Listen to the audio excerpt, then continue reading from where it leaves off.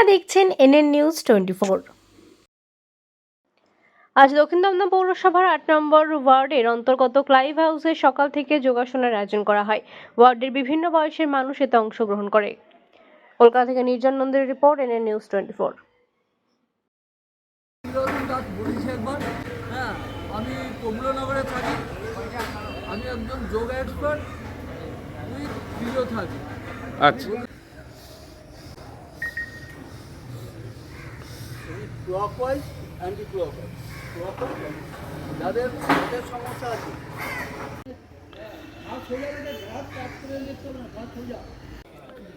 একবার বলুন সবাই।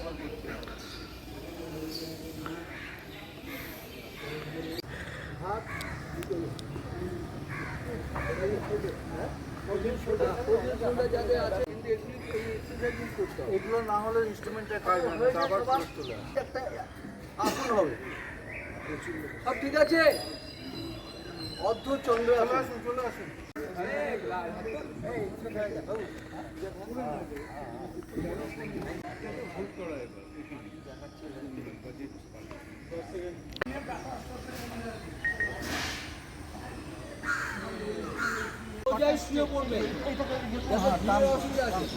তাহলে এই জায়গার কাজগুলো হয় জয়েন্টে।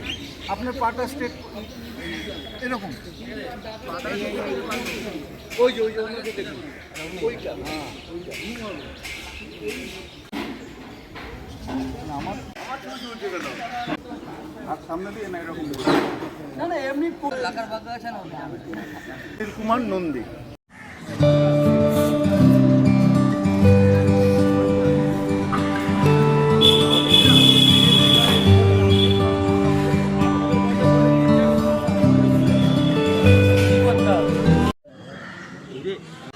যাই হোক, আমাকে দাদা কৌশিকদা আমাদের সঙ্গে থাকেন, ওখানে যায়। কৌশিকদা বললো যে দাদা এটা একটা অনুষ্ঠান হচ্ছে, আসুন। আমি বললাম ঠিক আছে, খুব ভালো দিন।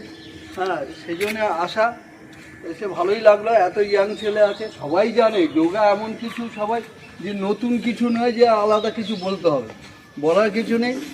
আর এই যোগা সবসময় ছিল, কিন্তু এই সরকার মানে আমাদের সেন্ট্রাল গভর্নমেন্ট যখন থেকে মোদী সরকার আছেন তখন থেকে উনি একটা নির্দিষ্ট দিনেই যোগা একটা উৎসব করেছেন, যেন সবার মনে একটা যোগার প্রতি জাগ্রত হয়।